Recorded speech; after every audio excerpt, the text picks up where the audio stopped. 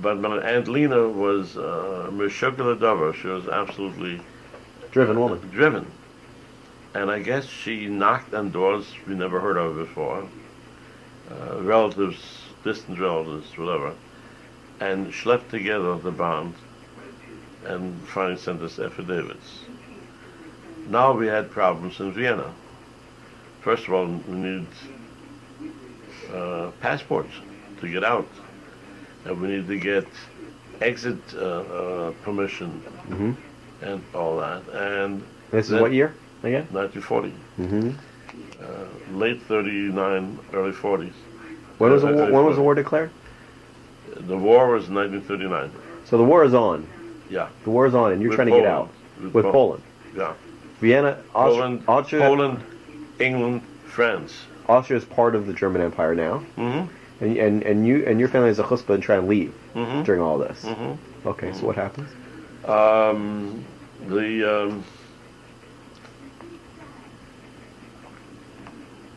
The other thing we had to, the other bridge we had to cross is we had to go to the American consulate for a medical exam Mm.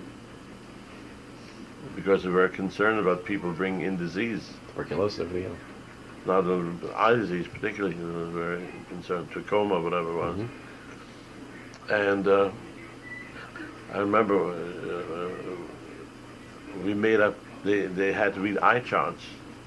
My parents were both terribly nearsighted. Uh huh. My mother's glasses, As are you. I'm nothing compared to them. Oh. My mother's glasses were about a half an inch thick at the rim and wafer thin in the middle. Mm. So we memorized the charts. I don't know where we got the information from. And I'm sure the doctors knew damn well, Yeah. but they didn't give a damn. Very compassionate. But we were concerned about leaving the house to go to the embassy, to the consulate, leaving the house to get the passports. Is that because you're concerned it's not a house to come back to, or that's because you're under house Got a arrest? house arrest. Right. So how do you leave? Right. Scared. Right. And how far would that have been? In the first district. Oh, so at least it's in the neighborhood. Well, more or less. Okay. But you got a taxi or something to take you there, and you wouldn't walk there. You're taking your life in your hand, just leaving your apartment. The German offices that took over the Rothschild mansion, that's where the offices were. And the American consulate, of course, was a different thing. But little by little, we schlepped together what was necessary, and we were able to leave in February of 1940. And we left by train to Italy. Bringing what with you? A couple of suitcases of clothes. That's about it. That's it. My father took his life in his hand. He had hollowed out a shoe and put a $5 bill in there that he had left. Had he been caught, that would have been the end of all of us. Everything else you just left behind. There was nothing to leave. The rickety old furniture, his glass in the workshop. What's it today? Had a pot-belly stove. Okay. Yeah, what's it today?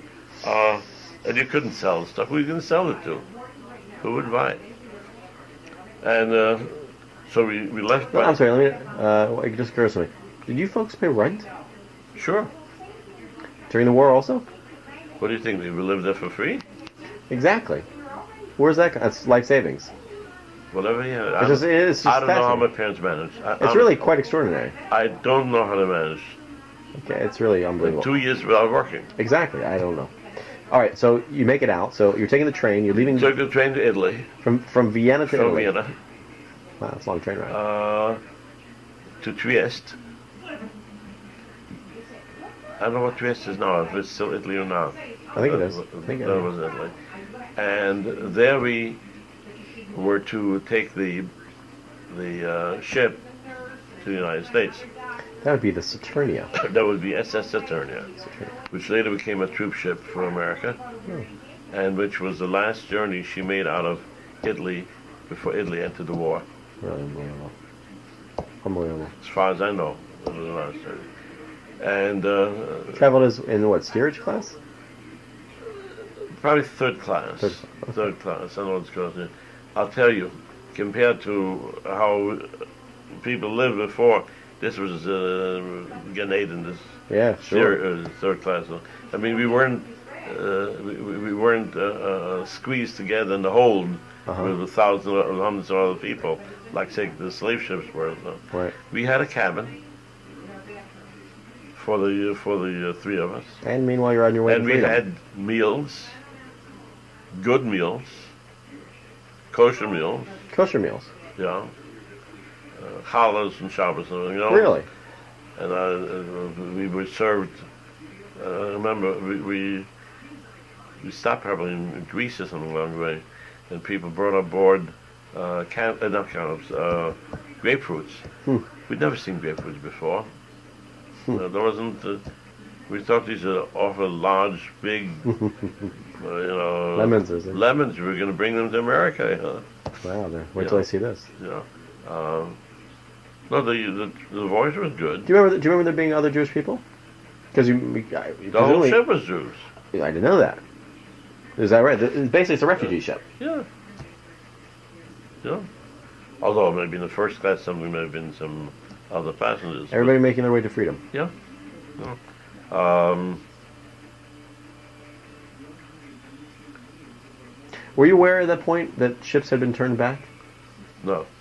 That's probably just as well. And if you know anything about the Atlantic, in March was not an easy journey. That's when your storms spin and so forth.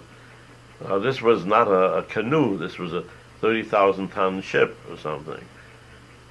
But Cork on a. it's the waves would go 100 feet above the ship, and the ship would plow through the stuff, and we were good and sick. You know. Do you remember going above deck? Oh sure. Oh sure. But my father was seasick like anything. I was seasick. You know. How long do you think that journey took you? Any idea?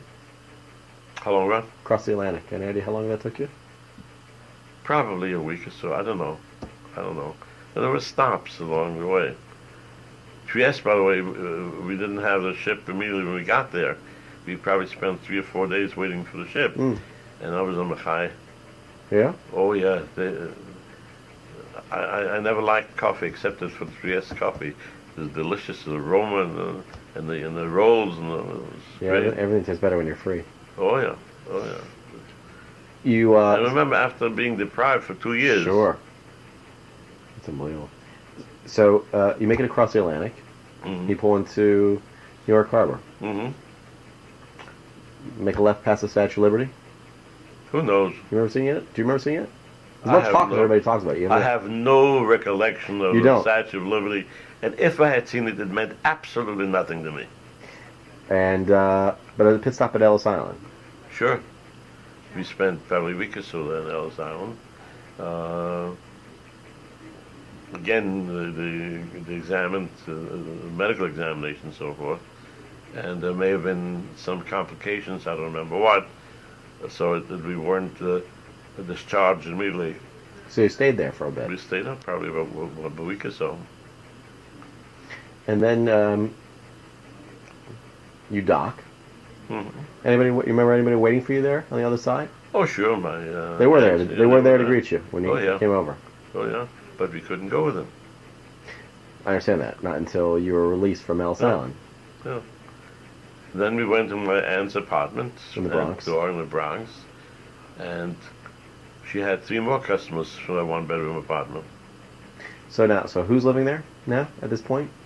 It's Dora. Dora and Ani. Hensha. No, Hensha is already out. They had their own apartment. Ah, okay. So Dora, Ani. Lena. No, Lena lived in Brooklyn. Okay. Lena never married, and We should probably talk about your aunt and uncle. she was a very strong woman, very difficult woman. My poor uncle. Eventually, Lena moved in with Dora, and he had it Ani, on both sides. on both sides. So in the apartment then it would have been...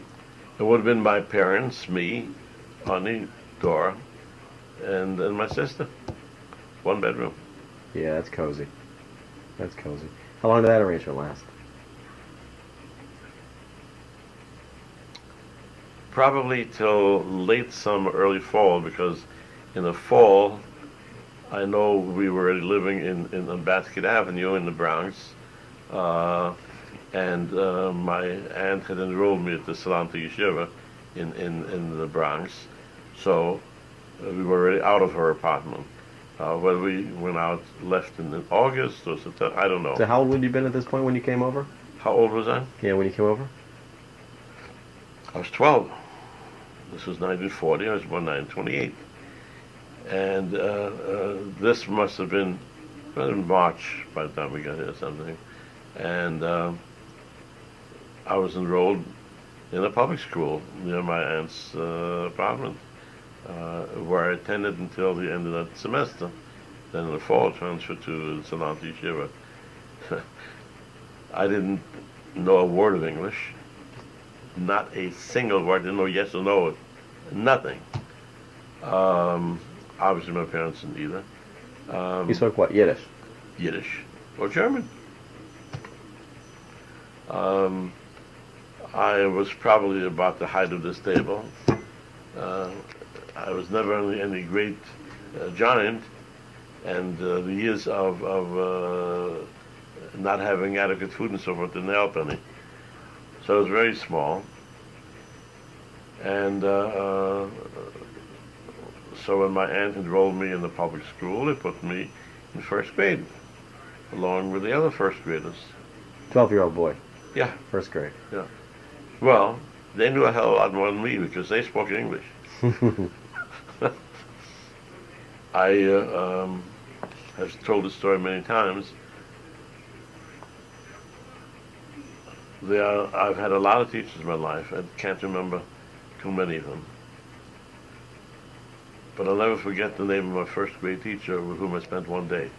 Her name was Mrs. Regel. Regel? Regel. How do I know that? Because I asked the signage driver in the office where I should go. She told me to Mrs. Regel, first grade. I walk up and down the hall, I don't see any Regels. I should know Regel is spelled W-R-E-G-G-E-L. What's that again? W-R-E. W-R-E, oh, Regel. Sure. Who knew W? That would be Regel. Regel. You can't find her. Anyhow, I spent a day in there. I think the first graders were taller than me. And since I was that much of a held, and I didn't know any English to begin with, it was an appropriate place. But I spent a day there, and then I was promoted to second grade. And You're a quick by learner. the time I finished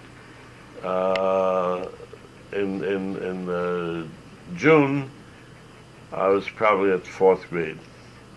Now, I had been a good student in Vienna, but number one, my instruction was all in German. Sure. I read German voraciously, but not anything else. And secondly, I'd been out of school for 2 years. Right. So I've forgotten a lot, including anything other than rudimentary math or whatever. Anyhow, in the fall, I was enrolled at Salanta Yeshiva in the Bronx, and I stayed there until 1945. No, wait a second, 1943, I think. And in the 2 years, I went from grades 4 to finished grade 8. But it's not that I was such an outstanding student myself. All the refugee kids were really much more on the ball than the American kids. So much so that when we were in the school in the fall already, or in the spring of the following year, we marked the spelling papers for the American kids. Myself, another Viennese boy. We made good grades and then finished it. And then I went from there to Yeshiva High School and college, eventually. All the while you're living on Bathgate Avenue with your Bathgate parents. Avenue. How did they take to the transition? Well, my father was in his early 50s. Young man. A young man, so. But those years with the Nazis had taken a toll. He was very strong. His arms, his hands were very strong. And when we moved to Bathgate Avenue, there's no question he could not open a glass shop. And it's a different kind of work here than it was in Vienna. So he looked for something he could do. And when he was a kid in Poland, he learned how to fix umbrellas. Don't ask me how. And somehow we were connected, again, I don't know how it was done, by whom, whatever, with a man, Jewish man, who was in the umbrella manufacturing business. And he would bring to the house tubs of umbrella ribs and the slides in which it would go, and my father would put them together.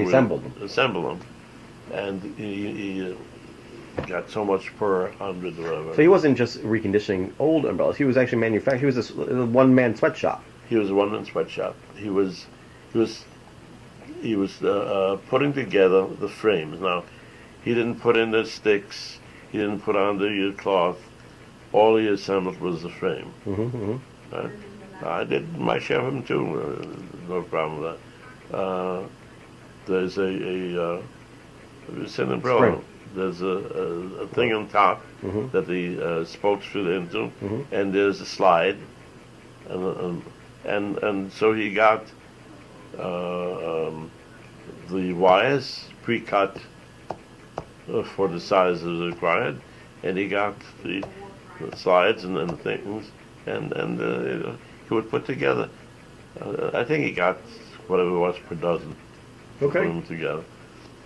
Then he, at first we did upstairs in the apartment. Then he rented the empty storefront on the first ground level of the building. It had been sitting empty.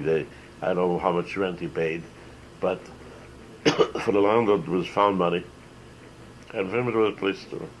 So there, these were war years.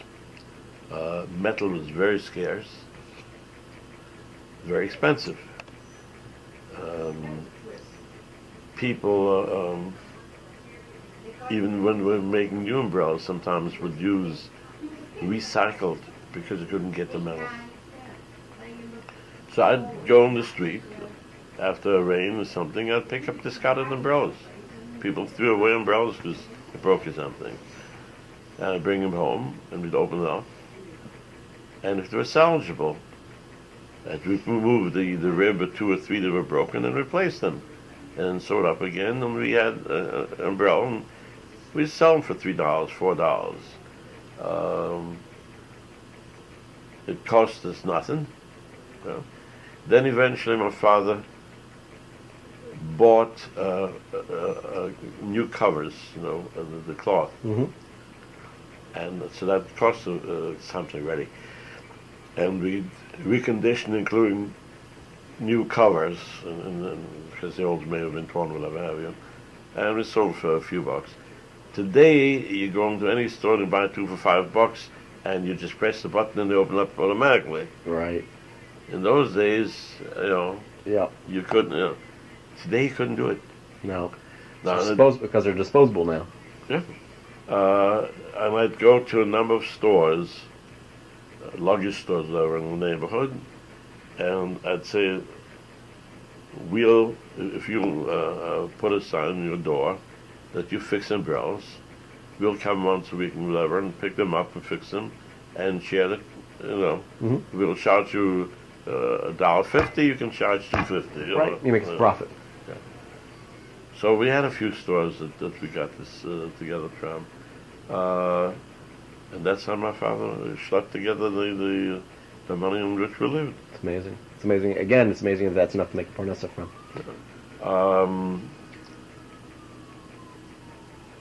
When I went away, when I went to Yeshiva was in Washington Heights, and we lived in the Bronx.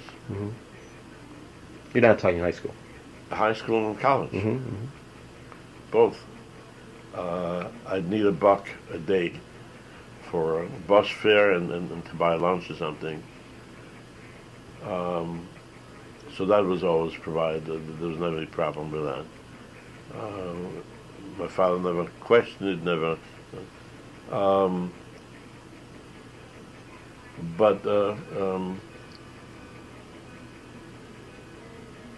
trying to think.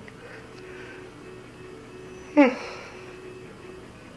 you remember your bar mitzvah? Oh, my bar mitzvah was very fabulous. My bar mitzvah was... Because it's in the Bronx. It was in the bequeathed shul. The Brechener shul. You know what blech means? Oh, Blechener, not Brechener. Blechner. Blechener. Tin shul. Tin shul, sure. Was it? Because at one time, I guess the roof was tin. That must have been 20 years earlier. It wasn't tin anymore then. But it was also bequeathed shul. I was 13 in 1941. My aunt sent out invitations. I'll show you an invitation. Mm-hmm. Max Korn. Mm-hmm. Mm-hmm. Thank you very much. Yeah. And do you remember what you did for your bar mitzvah? I did have Torah. You did have Torah. I did have Torah. My teacher at the salon to help me prepare me, Rabbi Wind, wonderful woman, and he wrote my dissertation for me in Yiddish. English I couldn't talk much yet, but Yiddish was no problem.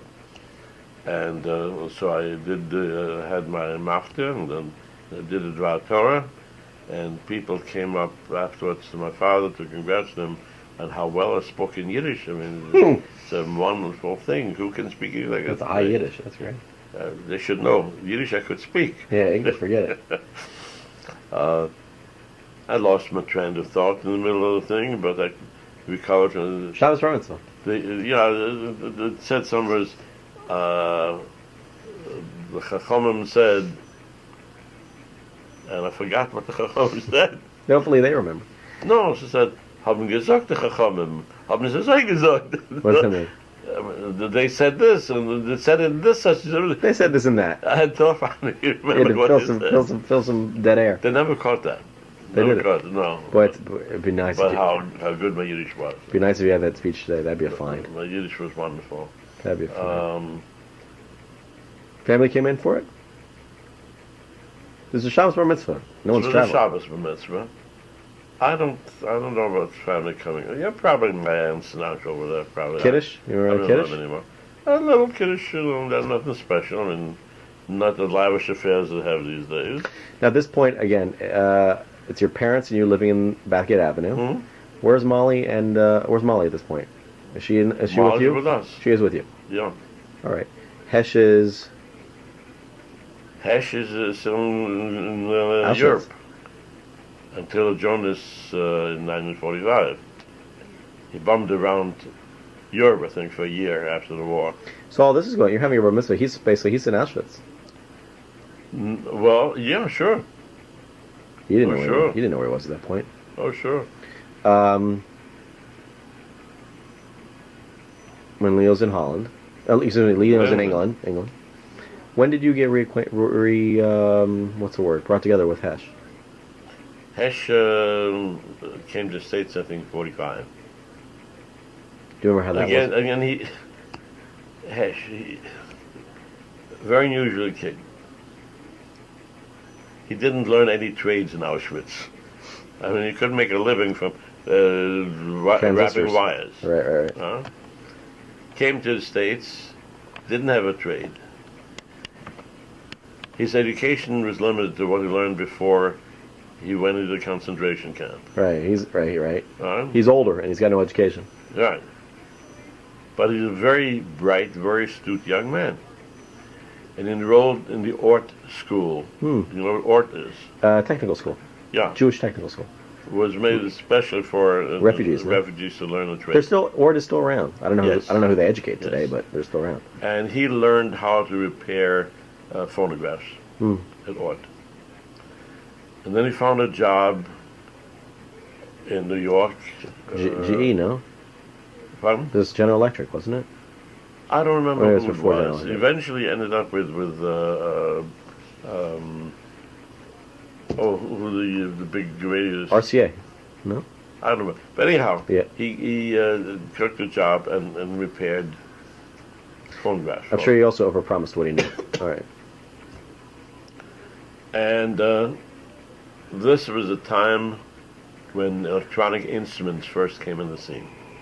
The forerunners of today's electronic instruments. Hi-fi. Instruments you never heard of before. Organos. Have you heard of organo? I'm guessing it's something related to an organ. Electronics. Uh-huh. And one day a customer comes into the store and brings one of those organos with him. Can you repair this? Of course. And he did. And asked him, Hesh, how did you do it? You don't know anything about it. I said, well, you don't know. You go, yeah, you do it. Give it a clap. Yeah, you do it. So he became now the expert on Organos. electronic instruments. Extraordinary. Little by little, he worked his way up and went independent. Worked out his workshop in the apartment. And somehow or other, I don't know how, he got involved with big names in the entertainment business. And people like, I don't know. Barbra Streisand, he's on. Yeah, Barbra Streisand and others. And if Barbra Streisand wanted to give a producer a birthday present, what, you going to send him cash? She's going to send him, she sent him Herman. Herman should wire his whole house for sound. So he became a specialist in doing this kind of thing for the knackers and the entertainment business. Must have been exciting. Yeah. What was it like for your parents when Hesh came back? Do you remember? He's amazing. Do you remember that? Do you remember him coming back? Sure. Long thought that they'd never see him again. Like my brother Bibi, when we were still in Vienna, my sister and my brother used to write every week. And then Bibi didn't write anymore. And my sister was making all sorts of excuses. He was very tired and went to sleep early. He's not here. My mother said, "Er ist gestorben." He's dead. Mom, how can you say so? Mama knows. She knew. It's extraordinary. She knew. But when Hesh comes back and carrying all of his darkest secrets with him, because I can't imagine he burdened himself to your parents. no talk. Didn't talk, right? Didn't talk to him much till only fairly recently, Never talk. actually. Yeah, didn't talk. He did extremely well for himself. Eventually, he's the one who sustained my mother, paid the rent, and then paid for the food and everything else. Could have stayed in this country, become extremely wealthy. And then the Korean War broke out. It was 1950. And he said, well, I'm not going to go. I'm going to be drafted and go over there to fight with people I've got nothing to do with. Michigan. I saw enough death and already killings. There's only one place for you to be, it's Eretz Yisrael. That's great. So he fulfills his Bnei Akiva dreams. So he left everything. Now he had money invested in the States. My sister's still managing it, or was managing it for him. He has accounts in the States. And he went to Israel. What did he do when he went to Israel? With all his knowledge of electronics and so forth, he went into the leather goods business. Oh, I didn't know that. Leather goods. With some partners, whatever have you. I never knew that. Eventually, there must have been a falling out. He came back to electronics. Eventually, there was a falling out or something. So he left the leather goods business. Have you ever heard of bequeathed? No. He's been multi-millionaire today. Is that the business he left? Bequeathed is the biggest leather coats and... Is that who he left? Yeah. Well, that hurts. I didn't care. So much for the falling out. So after that, what's the next thing he does with all of his knowledge of electronics? He goes into the elevator business. There's a lot more Hey, riding. what do you know about elevators? Nothing. There's a lot more riding on your success. You go there. And the elevator goes down the shaft. Yeah. So he I don't know what he did with the elevator repairs, installation, I don't know what there was. And then from the elevator business, he went to the X-ray business. X-rays. So, He's amazing. How'd your mother transition? not too well. She aged. In this process, aged to both of them, my mother and my father, very, very much. She lost a lot of the verve that she had as a young woman. I remember as a young woman, I was maybe 7 years old, 6 years old, sitting in front of the mirror and combing her hair and all that. It was gone. She did the cooking and the cleaning, and then she'd schlep a glass of coffee down to my father in the shop. She'd have something with a piece of bread or something, and that was it. That was it. And of course, when he died, she survived him for a number of years. She became very, very, I think, disoriented to a certain extent. Very paranoid, and after her, some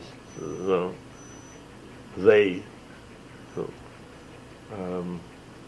We brought her to when we were in Rochester. We brought her to visit right after my father died. It wasn't an easy visit. Poor Gloria. She accused Gloria of stealing from whatever have you. But that's it took its toll. How old was your father when he passed away? Well, he passed away in '55, shortly before Jeff was born. That's why he's named after him. Mm-hmm. He was born in '84. You do the arithmetic. And your mother? How many years longer did she live than your father? She outlived him by 10 years. Wow. I think, but yeah. And she lived on her own the whole time? Hesh was with She her. lived with Hesh. She lived with Hesh. And she didn't leave until she passed away? Yeah, pretty much. No. She left in the 50s. No, wait a second. My father over Shalom died